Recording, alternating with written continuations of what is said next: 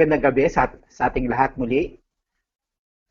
Salamat sa Panginoon, binigyan niya tayo ng another great opportunity para mag-aral ng kanyang mga salita. Salamat sa context na ito na tayo po ay may lockdown at dahil dito ay na-maximize natin ito for the glory of God. Tayo muna ay manalangin mga kapatid para samahan po tayo ng Diyos. Napakabanal po ng ating gagawin, kaya po importante na tayo po'y magpipray muna. Aming Diyos na makapangyarihan sa lahat, maraming pong salamat sa gabing ito na binigyan nyo na naman kami ng opportunity para mag-aral. Samahan mo kami, Panginoon, bigyan nyo kami ng wisdom, enlightenment, Holy Spirit, tuwan mo kami. Patatagay nyo po ang kaluluwa ng lahat na makikinig sa broadcast na ito, dito sa Pilipinas at maging sa ibang bansa. Tunay po na meron pong pagkauhaw ang mga tao sa inyong mga salita. Gamitin nyo lang po ako, O Lord, bilang tagapagsalita. Sa inyo po ang kapurihan sa pangalan ni Jesus. Amen. Kanina po ay merong isang kapatid na nagpadala sa akin ng ganitong chat at ang laman ng kanyang chat is about a breaking news. Ito daw po ay isang tape interview sa isang top UN official, and I will quote what he quoted. The poorest of the poor are now the ones now most vulnerable. This COVID-19 crisis should and must lead the world to a more socio-economic world order. At ito po ay pagpapahiwatig na maaaring itong ating global crisis na ito ay patungo talaga sa tinatawag na one world government. Magandang gabi po sa ating lahat at maganda po ang team natin for tonight. Okay, pinamagatan po natin ito na Dying and Yet Getting Better. Coronavirus as a Stepping Stone. Positibo po ang ating pananaw sa coronavirus na ito. Dahil sa experience nating lahat sa Panginoon. Ang salita ng Diyos ay malayang na ipapangaral across the globe dahil po sa mga pangyayaring ito. Itong tema na akin pong ginawa ay atin pong i-elaborate sa passage na atin pong napili for tonight. Ito po ay ang Romans chapter 8 verse 18 to 25. Ang title po ng Romans chapter 8 verse 18 to 25 ay ganito: Present Suffering and Future Glory.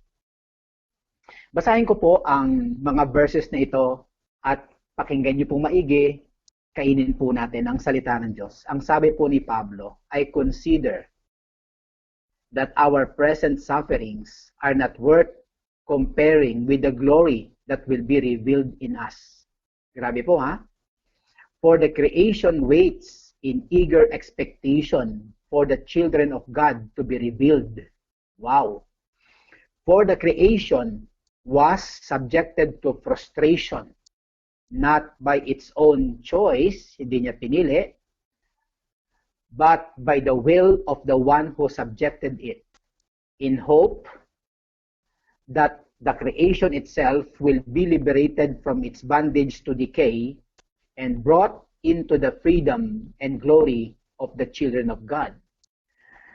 Verse 22, we know that the whole creation has been groaning as in the pains of childbirth right up to the present time.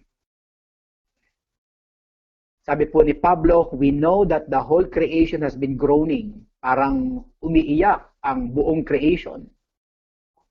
Parang manganganak hanggang sa panahon natin. Not only so, but we ourselves, tayo din naman, who have the first fruits of the Spirit, groan inwardly as we wait eagerly for our adoption to sonship, the redemption of our bodies. For in this hope we were saved. But hope that is seen is no hope at all. Who hopes for what they already have? But if we hope for what we do not have yet, we wait for it patiently. Ang ating pong katanungan sa gabing ito at ang ruta ng ating pong pag-aaral ay ganito po. Why is dying and yet getting better our point of view? Bakit yung parang papahirap ng papahirap o kaya ay parang papunta na tayo sa malalalim na mga tribulation ay tinitingnan pa rin nating better sa ating point of view. Ang talata pong ito na aking binasa ang magbibigay po ng mga kasagutan. Kasi po mga kapatid, bakit natin naiisip na although talagang parang palapit na po tayo ng palapit sa mga tribulations at palapit na rin ng palapit ang pagbabalik ng ating Panginoon, pero habang nangyayari po ang mga kagaya nitong COVID, ay titingnan po natin ito na parang paganda ng paganda ang kalagayan natin spiritually dahil nga alam natin na malapit nang dumating ang ating Panginoon. Because remember, ang Panginoong Diyos natin ay nagbigay ng mga signs bago siya dumating. So hindi rin talaga totally nakatago ang pagbabalik ng ating Panginoon. May mga binabantayan po tayong mga signs. At ito pong nangyayari sa ating bansa, sa iba't ibang bansa, ay bahagi po ng mga signs ng second coming of Jesus Christ. Kaya nga, masasabi natin na we are dying, parang we are having problems, we are having troubles. And yet, ang ating point of view, ito po ay better. Ito po ay, sabi nga is Romans 8:28, that in all things God works for the good. So, balanse po yan. Although may mga difficulties, pero tinitingnan po natin ang mga magiging magandang outcome nito in the future. Tingnan po natin ang verse 18. Ang una kong nakita dito, mga kapatid, kung bakit why is dying and yet getting better our point of view because of what we expect in the present time. Ano ba ang ini-expect natin sa present time na ito? Sa verse 18 makikita natin that we will suffer. Okay, ang sabi nga mga kapatid dito ni Apostle Paul, I consider that our present sufferings. So meron talagang expect nyo na mga kapatiran na meron talaga tayong mga present sufferings. Yan po ay inamin ni Paul, inamin ni Pablo, at inaamin din ng nating lahat. Hindi po ito, ang paglilingkod kay Kristo ay hindi po bed of roses. Ang paglilingkod sa Kanya ay naka-integrate o talagang naka-incorporate ang tinatawag na sufferings. In fact, ang sabi po ng Bible, I consider that our present sufferings are not worth comparing with the glory that will be revealed in us. So makikita po natin na talagang meron pong present suffering pero alam natin ayon sa presentation ng Bible, although may present suffering pero meron din namang future glory. Kaya nga dito pa lang sa verse 18, kitang-kita na po natin yung ating tema, dying and yet getting better. So, sa ngayon, makikita po natin sa paligid natin, may mga volcano eruption. Okay, that's part of our present sufferings. May mga earthquakes, di ba? Maraming mga threat, maraming mga problema. Nagkakaroon ng famine. Okay, ang corruption po ay grabe. Ang criminality ay talagang matindi rin po. So, brothers and sisters, ang gusto ko lang maintindihan po natin, although parang tayo po'y hirap, parang dying tayo, parang puno tayo ng difficulty, ay wag po nating isipin na ito'y dapat nating ikabigla. Kagaya nitong COVID na to, okay, relax lang tayo mga kapatid. Nakasulat na po yan sa scripture. Okay, hindi lang nakasulat yung salitang COVID, pero nakasulat po yung let's consider that our present sufferings are not worth comparing with the glory that will be revealed in us. Okay, pangalawa po, mga kapatid, ano pa ba yung mga ine-expect natin presently? The creation waits for the revelation of the children of God. So, pinapakita dito na yung creation, okay, ito pong physical universe na to ay meron po silang ini-expect. At ito nga po yung revelation of the children of God. So mga kapatid, isa po ito sa mga mystery o isa ito sa mga kamanghamanghang bagay na meron palang ganitong nakasulat sa scripture. Yun po ay nakasulat talaga pala na ang creation is awaiting for the revelation of the children of God. So sa ngayon, simultaneously, as we suffer, okay, ito namang world na to, itong universe na to, ay meron palang hinihintay din. Siguro dahil talagang hindi pa bahagi ito ng tinatawag na secret will of God kung sino-sino talaga ang tunay na mga anak ng Diyos, mga kapatid. Pero the Bible said that the creation waits for the revelation of the children of God. So if you are a children of God, if you are one of the children of God, okay, be happy. Okay? Palakasin po natin ang ating loob dahil although tayo po ay dumaranas ng mga present sufferings, yan po ay mapapalitan po yan in the future. At hinihintay po pala ang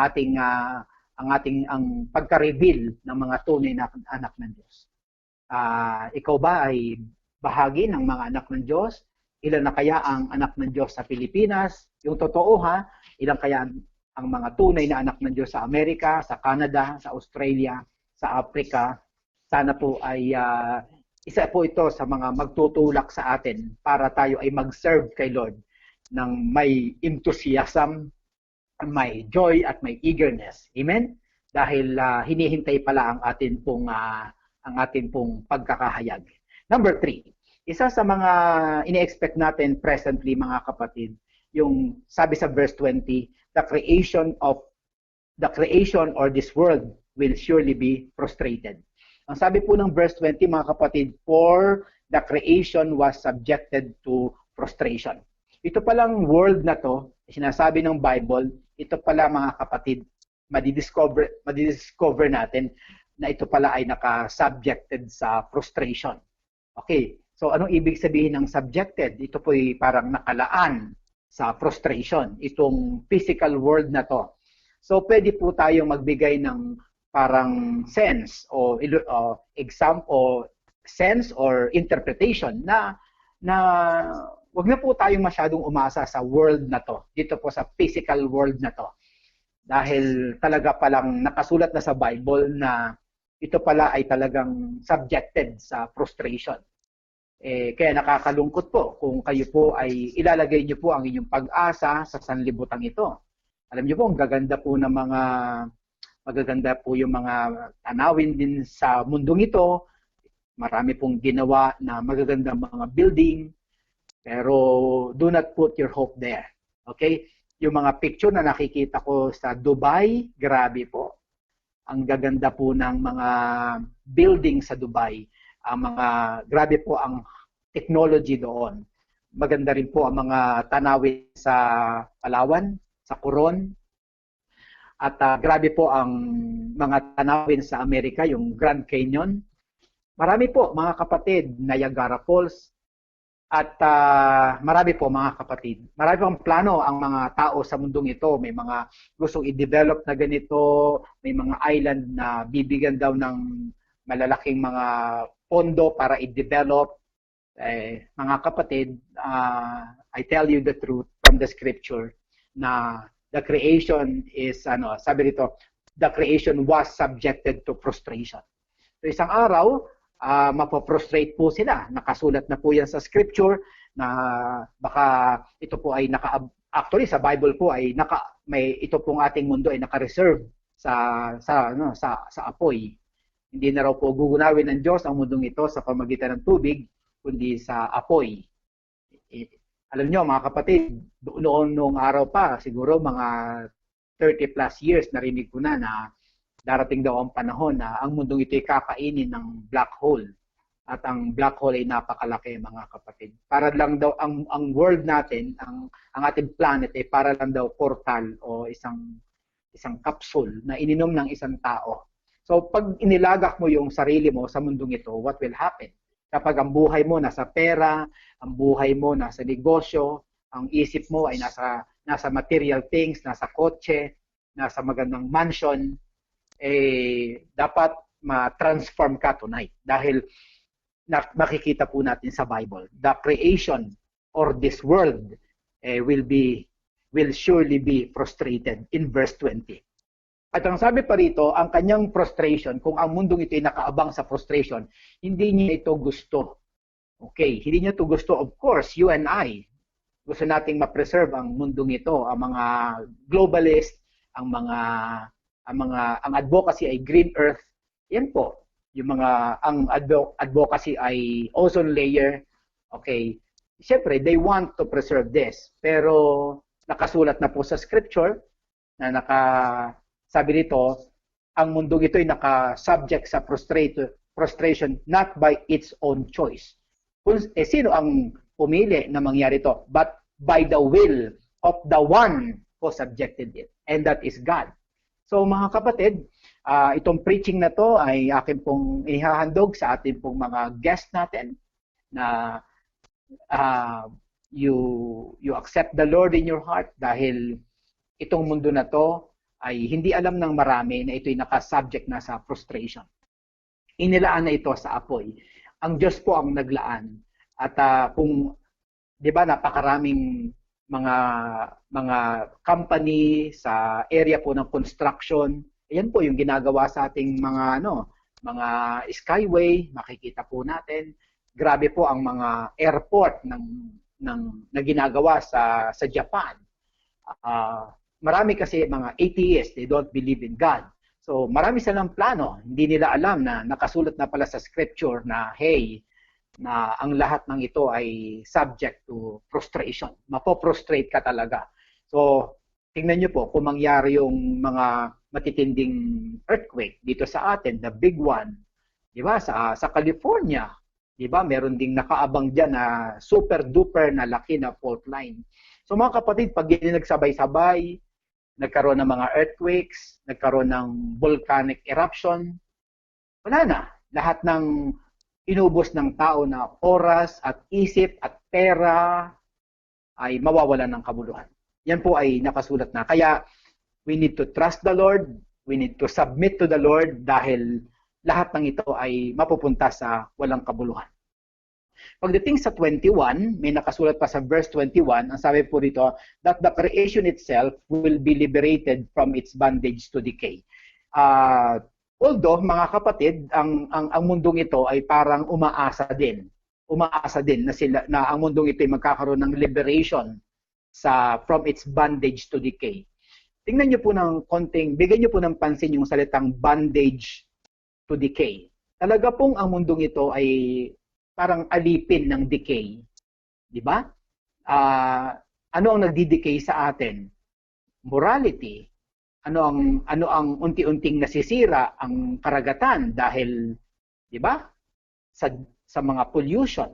Okay, ang ating mga ilog ay dumudumi. Okay? Dahil ang mga bundok ay sinisira, nagiging quarry dahil sa greediness ng mga tao. Ang ugali ng tao, ang spirituality ng tao, ang morality ng tao. Sa ibang bansa like Canada, pwede nang makipag-sex ang tao sa hayop. That is decay. So mga kapatid, maraming nag-a-aspire na makabangon pa ang mundong ito sa kanyang decay. But I tell you, it won't happen anymore. Hindi po ako pessimistic na parang hindi na po ako nakatingin sa beauty ng mundong ito in the future, pero yun po ang nakasulat sa scripture. Hindi ako pwedeng mag-divert o mag-deviate sa sinasabi ng scripture. Kaya nga sa gabing ito, dalawa lang ang gusto kong pag-usapan natin, the present and the future. Yung pong past, hindi po natin i-discuss today. Kundi I am presenting to you ano ang nangyayari ngayon at ano ang mangyayari in the future. Ang past is past, mga kapatid. History na po yan. Ang pinakamahalaga sa atin ngayon ay yung ngayon and the future. Ngayon, mga kapatid, another thing na inaasahan natin in the present time. Okay, the world has been groaning in verse 22. Ang sabi ng 22, mga kapatid, we know that the whole creation has been groaning. Wow, nag-groan pala. Ang ibig sabihin ng groaning ay parang pag-iyak, pagtaghoy. Okay, merong groaning, merong pag-iyak, merong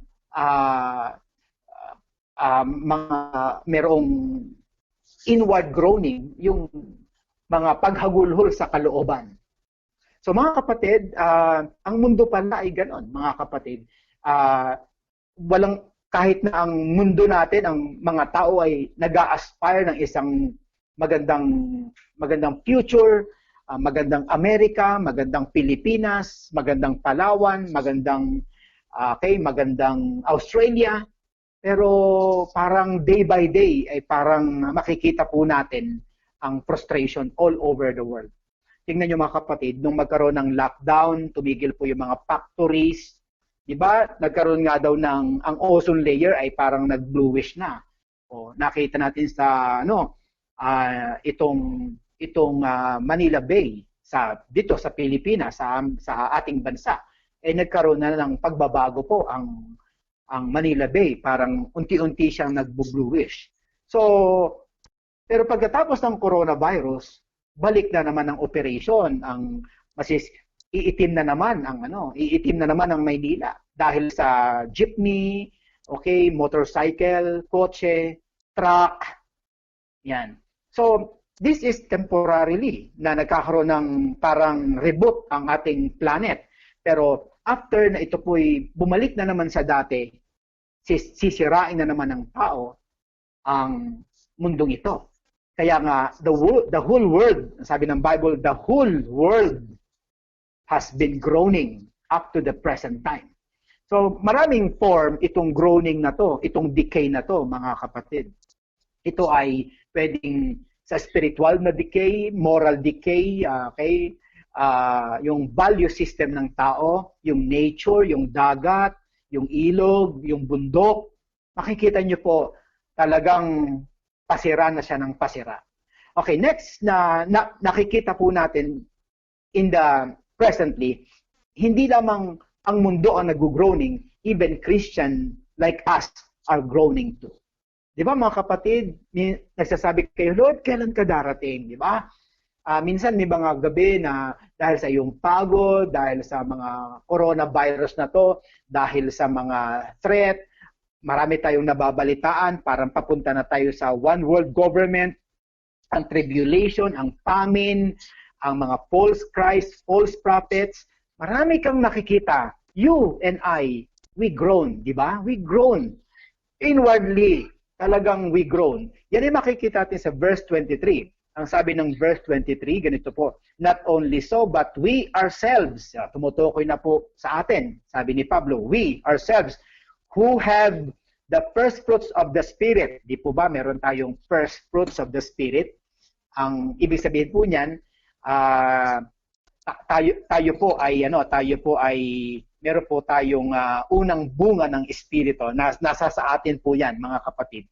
Who have the first fruits of the Spirit. So sabi po rito mga kapatid, groan inwardly. Tayo po we groan inwardly as we wait eagerly for our adoption. So makikita natin mga kapatid na presently ay may mga sabay-sabay na mga nangyayari.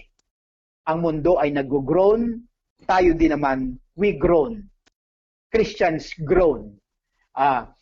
Pag nakakakita tayo ng mga patayan, ng war, nakakita tayo ng mga corruption, ng mga big scale talaga na corruption, mga taong talagang parang masasama, pero mayayaman. Sometimes you and I, we groan, di ba? Dumating ka na sana, Lord, para magkaroon na ng justice. Ganyan po ang ating sinasabi. So, tayo po ay nag-groan. Nagkakaroon tayo ng grief, di po ba? Inside of us. Sa ating, hindi lang tayo nag-groan sa kasalanan ng sanglibutan, kundi minsan nag-groan din tayo, nag-grief po tayo over our remaining sinfulness. Tayo minsan, nagkakaroon din tayo ng kalungkutan sa ating sarili na Christian tayo, yet nagkakasala tayo. This is part of groaning while we are here on this earth. So mga kapatiran, ito po yung nakikita kong nangyayari presently sa buhay natin. Okay? Ito po yung part ng dying.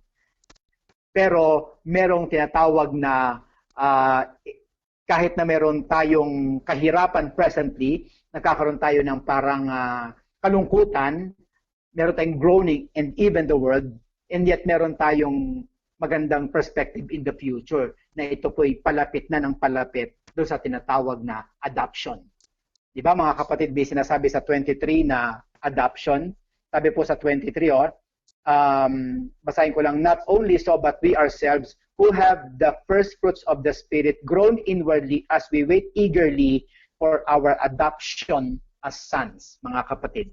So makikita natin na meron pala dyan na yung ating adoption as sons ay magkakaroon ng tinatawag na fulfillment. Yun po yung culmination. Alam nyo naman, tayo po'y tinawag ng Lord, pinili tayo ng Lord, okay, at yan ay nangyari na sa ating buhay. Pero yung adoption na talagang magko-culminate na ang lahat-lahat ng bagay, yun po ay pag dumating na ang ating Panginoon. So mga kapatid, yan po yung ating po mga inaasahan presently. Okay? Ngayon, papasok po naman tayo what we expect in the future. Okay, ito po ang masarap na pakaisipin po natin. Kaya ito pong coronavirus na to, ito po ay parang stepping stone lang po natin ito para lalo tayong maging seryoso sa ating pinaniniwalaan. Tingnan niyo po yung verse 18. What we expect in the future. There is a future glory. Okay? Yun po yung makikita sa verse 18. I consider that our present sufferings are not worth comparing with the glory that will be revealed in us. So mga kapatid, ganyan ba ang inyong pag-asa tonight? Kayo ba ay nagkakaroon ng depression sa inyong mga problema? Napakaganda pong isipin po ang verse 18 nito, that there is a future glory. Ito po ang ating pag-asa. Ito yung nagbibigay sa atin ng comfort, nagbibigay sa atin ng encouragement. Kung ikaw ay may mga sakit ngayon physically, papalitan naman ng Diyos ang iyong katawan. Okay? Kung medyo hirap na hirap ka ngayon sa buhay, financially, put your hope in the Lord. Hindi laging ganyan ang buhay. Okay, sabi po ng Bible, meron tayong future glory. Maganda rin po yung nahihirapan tayo ngayon dahil meron naman tayong ine-expect na future glory. Kung may mga tribulation tayo sa ngayon, okay lang yan dahil meron tayong future glory. At yan po ay talagang totoo. Kung totoo yung ating present sufferings, totoo din naman ang future glory.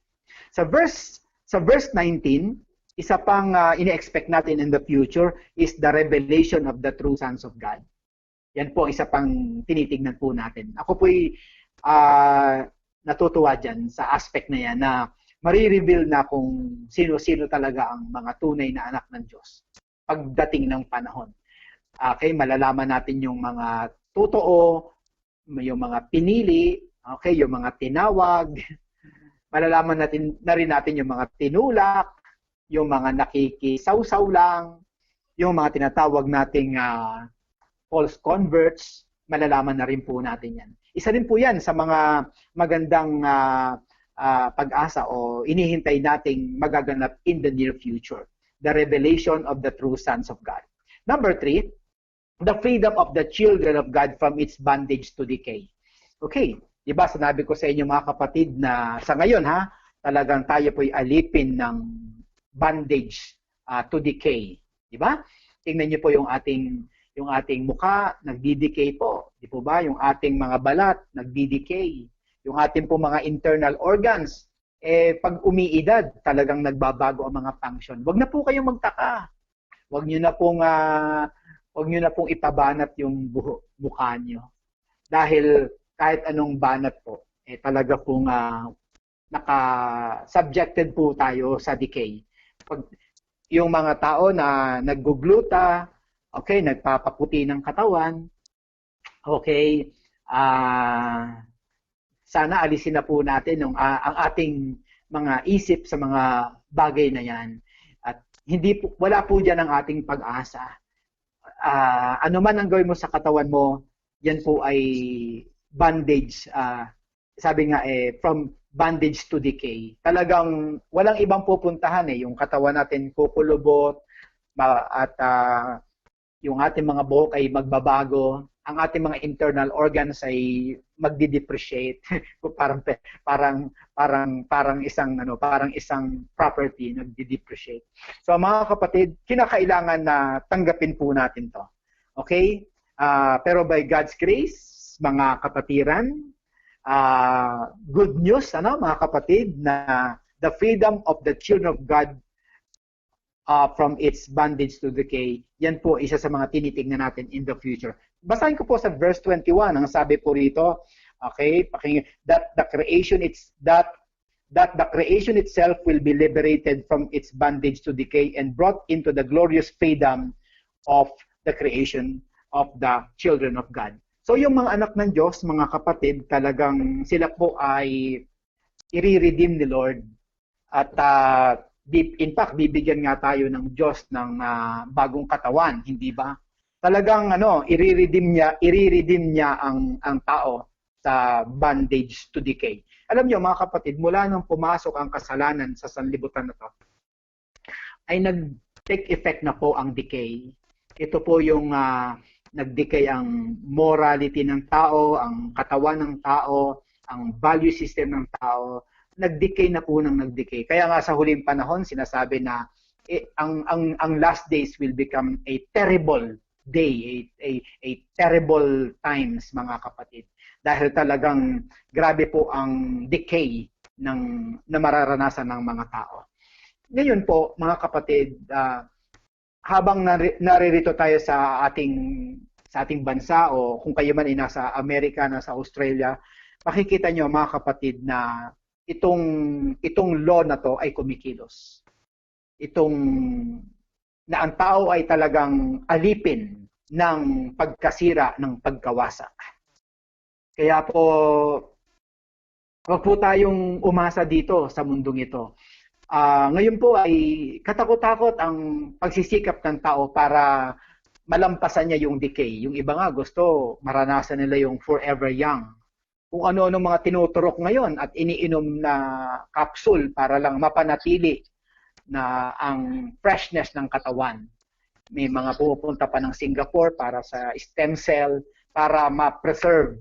Pero no matter what you do, mga kapatid, sinasabi na tayo po ay talagang nasa ilalim. Okay, ito po yung decay, nasa ilalim talaga tayo ng decay. Bandage po yan nakasulat po yan sa scripture. So, dahil sa balitang ito, dapat mabago ka ngayon. Itong truth na to should change you. Should change your mind na ganito pala. You conform to God because that is the will of God. Another thing, we wait for the adoption to sonship, the redemption of our bodies. Sa 23, mga kapatid, medyo matindi po ito. We wait for the adoption to sonship. So, yan po yung sinasabi ko rin sa inyo kanina. Tapos na po tayo sa present, papunta na tayo sa future, at ang isa sa mangyayari sa future ay yung pag-a-adapt sa atin. Yung culmination ng adoption ng Diyos sa atin, at saka yung redemption of our bodies. So mga kapatid, baka tayo po ay nag-overreact na po dito po sa coronavirus. Grabe na po yung ating pong pagkapraning, natataranta na po tayo, pinapatakbo na po tayo ng sanlibutan, okay, pinapatakbo na tayo ng mindset ng mga tao sa labas na dapat ito gawin mo, ito gawin mo, ito gawin mo, ito gawin mo. Di ba, nung nakaraan, panic buying, grabe po, grabe po ang ginagawa ng mga unbelievers na talagang parang para talagang mga napapraning na po sila. Talagang yung iba, tinanggal na yung mga pera sa bangko, nilagay sa kanilang mga vault. Okay, yung iba naman ay nag-imbak na yata ng isang drum na alcohol. Okay, talagang grabe po mga kapatid. Dahil gusto nila ng personal safety. Pero tayo pong mga mananampalataya, mga kapatid, hindi po dapat talaga tayo dapat maging ganyan. Kasi iba ho tayo, ibang generation tayo. I mean, ibang klase ng tao tayo.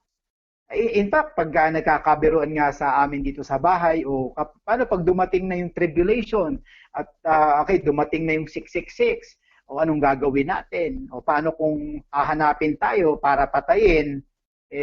Ako po, binibiro ko yung pamilya ko na ako hindi ako magtatago. Kung ako ay papatayin ng ng diablo o ng mga sundalo ni Satan o ng one world government, papatay na ko, mga kapatid, it's fine with me. Basta ang sabi ko lang, yung papatay sa akin, kakausapin ko lang ng matino. Okay, papatayin mo ko ha, para sa pangalan ng ating Panginoon. Para sa pangalan ni Jesus Christ. Yun ang usapan natin. Pagka umuo siya, and then I am ready to die. Dahil yun po yung palagay ko, pinakamataas na klase ng kamatayan. Hindi ako namatay sa tokhang o sa addiction. Hindi ako napatay ng sa rumble, kundi napatay ako dahil sa pangalan ng Panginoon. And to me, that is a great honor, a great privilege to die for Jesus. So sa verse 23, makikita po natin na meron pa pala tayong inaasahan in the future. We wait for the adoption to sonship, mga kapatid. Yung sonship, napaka-importante po yun, mga kapatid. Sa ngayon, anak na talaga tayo ng Diyos. Okay? Yung proseso na yan ay nagsimula sa pagpili ng Diyos sa atin. Tayo po'y anak na ng Diyos. Sabi ron, sino mang tumanggap at sumampalataya ay binigyan ng karapatan na tawaging anak ng Diyos. So we are the children of God. Ngayon po, mga kapatid, pero yan po'y bahagi ng proseso. Okay, bahagi po ng proseso po yan. At meron pa palang, kung tayo hindi mamamatay at darating at maaabot natin yung dulo, ay doon po magkakaroon ng culmination sa yung pong sonship po natin. It will culminate with our glorification. Di po ba tinuro ko sa inyo sa order of salvation, yung foreknew, hindi ba? Tapos predestination, tapos calling, tapos justification and glorification. Sa glorification, doon magkakaroon ng culmination ng ating sonship. Okay? So mga kapatid, doon magkakaroon ng full realization ng ang ating pong inheritance sa ating Panginoon.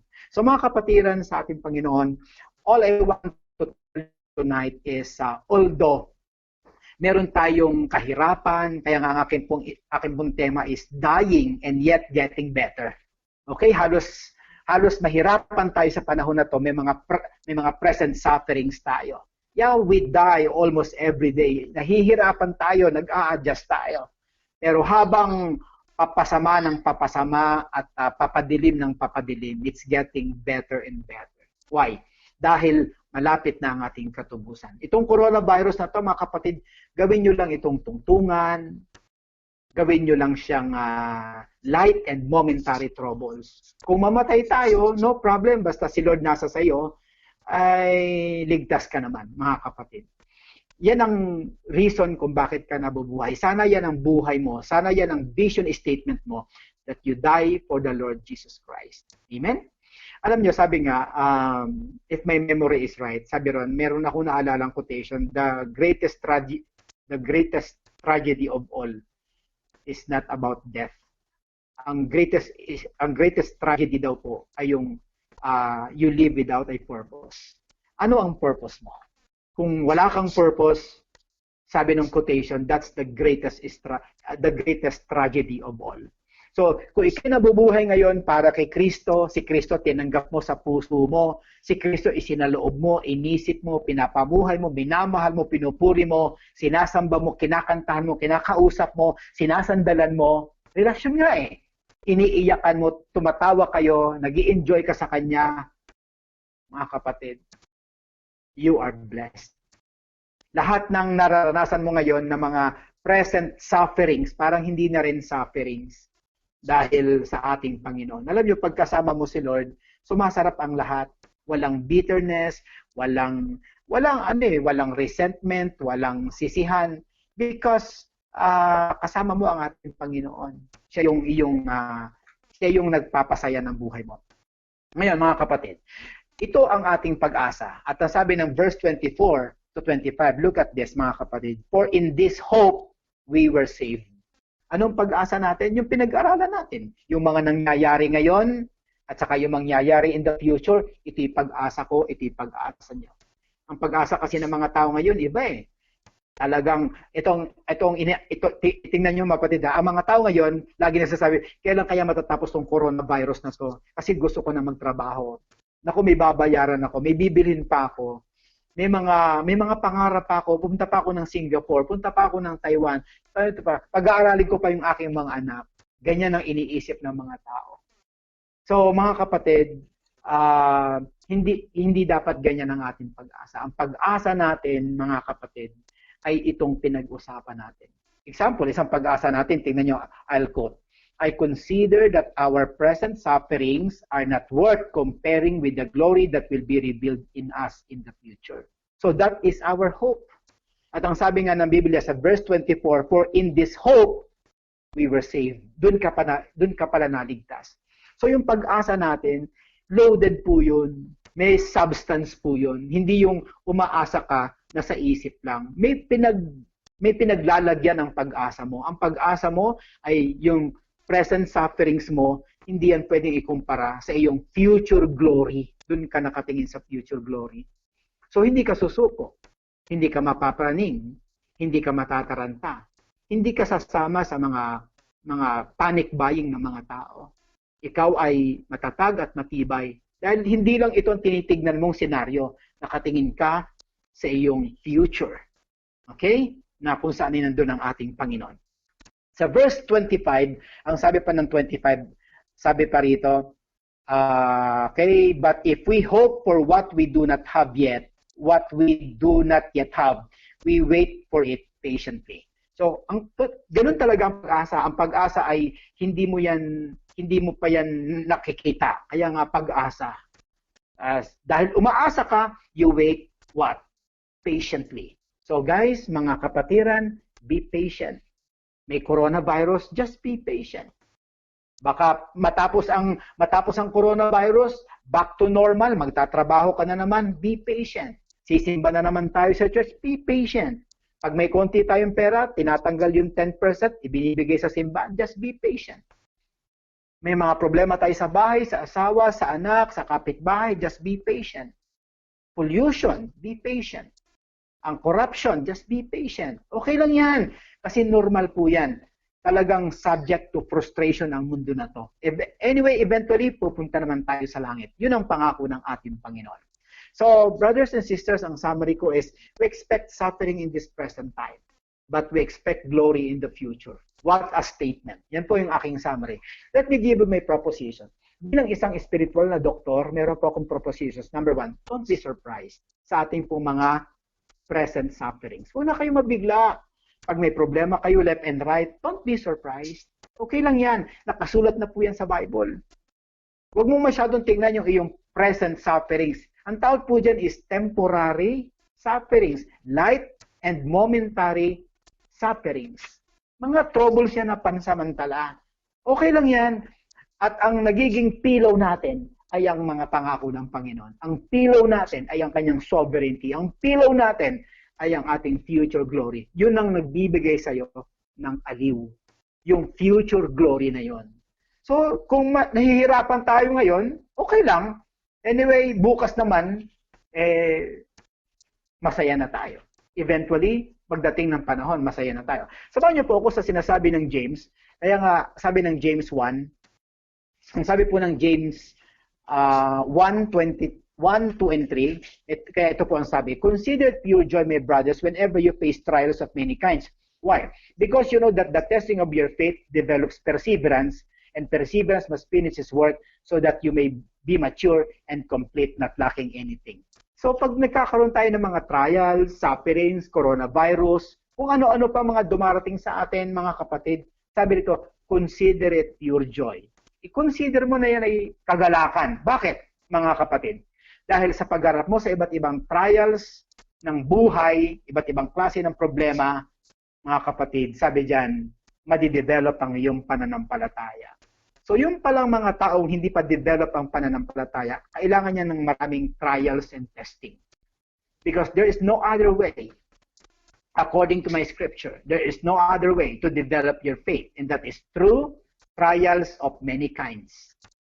So, kung kayo ay may mga trials ngayon, kapatid, just pray, exercise patience, you pray always, you be patient, magbasa lang ng Bible, magpasensya, magpatawad, magmahal, magpuri sa Diyos. Pagsama-samahin mo yan, yung mga qualities na yan, yung mga characteristics na yan, para malampasan mo yung trials mo. At habang ginagawa mo yun, something is going on inside of you. Your faith is being developed. Kaya, importante po ito, mga kapatid. So, ito po yung sinasabi nating dying and yet getting better. Amen? We almost die every day because of trials and persecutions and coronavirus. Pero mga kapatid, sa totoo lang, habang hinaharap natin to, we are getting better and better. Number 2, another proposition para isang doktor na nagbibigay ng prescription, be ready for the tribulations. Matthew 24 verse 9 to 14. Mga kapatid, ang sabi po ng Matthew 24,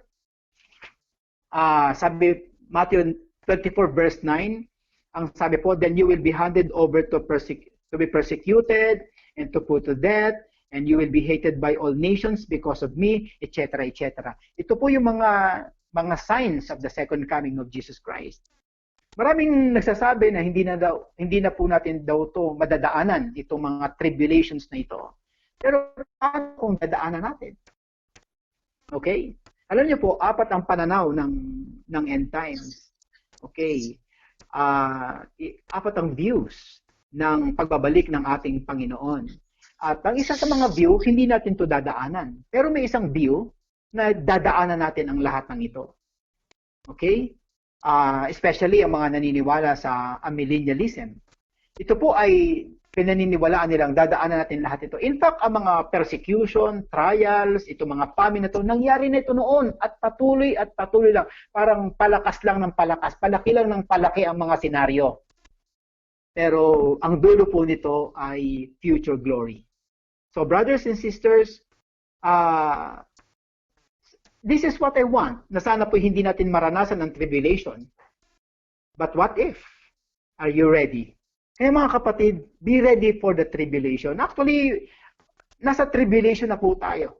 Noon nga, sa panahon ng mga apostles, pinatay na po sila. Sa 70 AD, ang daming pinatay na mga Kristiyano. Even until now, ang ISIS pumapatay. Okay? Marami nang pinapatay. Marami nang inuusig. Mga Chinese pastors, pinapatay, inuusig without any trial. Itong 666 na papasok na tayo, mga kapatid. Akala nyo ba ngayon lang yan? Matagal na po ang 666. Sa ibang bansa may mga RFID na. Sa ibang bansa may mga biochip na po.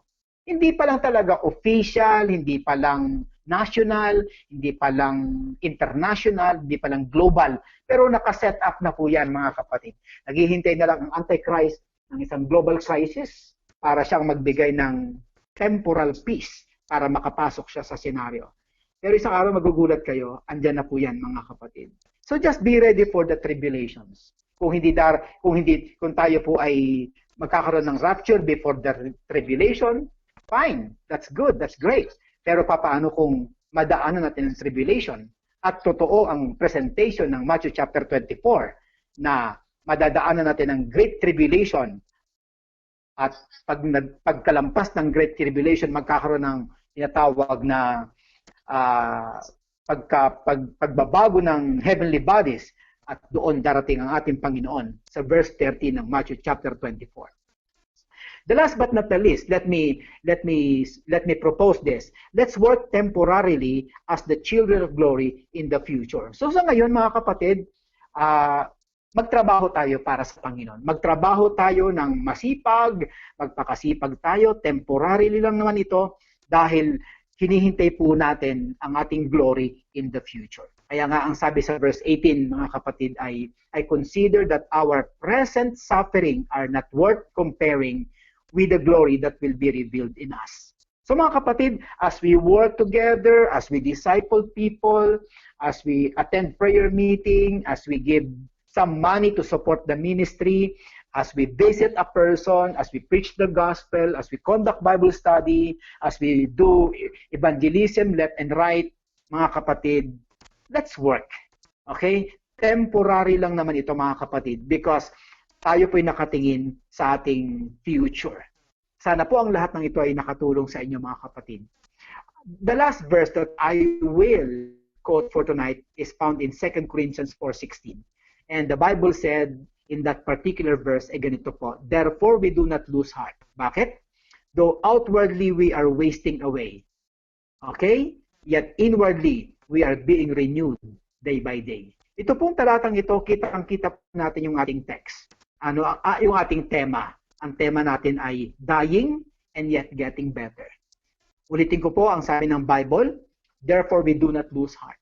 Bakit? Though outwardly, itong katawan natin are wasting away. Itong katawan natin nagdidecay ito every single day. Habang tumatanda tayo, talagang patanda ng patanda at pasira ng pasira ang ating mga internal organs. Yet inwardly, we are being renewed day by day. Sana po ang lahat ng ito'y nakatulong sa inyo, mga kapatid, itong ating Bible sharing, pagpapalakas ng ating pananampalataya.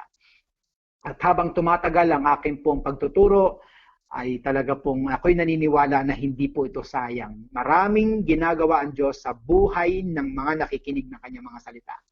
So, ito po mga salita ito iniiwan ko sa inyo at sana po i-cultivate ninyo. Pakinggan nyo po uli ang aking mga tinuro today sa aking YouTube o kaya sa replay ng FB Live na to para lalo nyong ma-internalize ang aking pong mga itinuturo sa inyo na katotohanan. Naniniwala po ako na very significant itong ginagawa kong ito. This is not just national, this is global. Ito is significant because we shape the mind, di ba? We hone the heart. Yung ating isip ay nabibigyan ng conviction at sa totoo lang mga kapatid, ang dami na pong nagpaparating sa akin ng mga magagandang testimonies mula po nang magsimula tayo ng nightly online preaching. Ang dami-dami na po. Inaabangan na po ang ating pong mga daily exposition ng salita ng Diyos. Pagbibigay natin ng mga sense sa scripture at marami na pong bumalik. Actually, kanina lang ay meron akong testimony na nanumbalik na raw siya sa ating Panginoong Hesus dahil sa online preaching na ito. So mga kapatid, salamat po sa gabing ito at nawa ay pinagpala po tayo ng Panginoon. Salamat po sa inyo. Binigyan niyo po ng pansin ang inyong mga kaluluwa. At lahat ng narinig, ilagay niyo po sa loob. Huwag niyo pong kalimutan. Ilagay niyo po sa puso. Mamayang gabi, pagbulay-bulayan niyo po. At sana po mapakinggan niyo po uli ito. Maganda po makinig ng mga alas 4 ng madaling araw, alas 5. Talaga pong mai-internalize ninyo ang mga salita ng ating Panginoon. So, salamat po. Manalangin po tayo sandali. Maraming salamat o Diyos sa gabing ito. Naging pamantayan na naman namin ang inyong mga salita. Hindi po ito movie, hindi po ito kwentong kutsero. Ito po ay salita ng Diyos. Napakahalaga po ng mga pag-aaral namin ito, Panginoon. Salamat, Ama, sapagkat binigyan niyo kami ng pagkakataon makapakinig ng inyong mga salita. At salamat din at ginamit niyo po ako sa panahon na ito ng lockdown ay nagamit niyo po ang inyong maliit na lingkod para po sa inyong malaking purpose. Salamat po, ilagay niyo po sa puso ng lahat ng kapatiran ang mga salitang napakinggan namin. At nawa po, may mga tao ngayong nanumbalik muli sa iyo na nagising at nagkaroon ng pagkakataong makalapit sa inyo sapagkat naintindihan nila ang inyong mga salita. Ibinabalik ko po sa inyo ang lahat ng kapurihan, lahat ng kapasalamatan, lahat ng kaluwalhatian sa pangalan ni Jesus na aming Panginoon. Amen and amen. Salamat po mga kapatiran. Good night. God bless you po. Pagpalain kayo ng ating Diyos na may gawa sa ating lahat. Good night. God bless.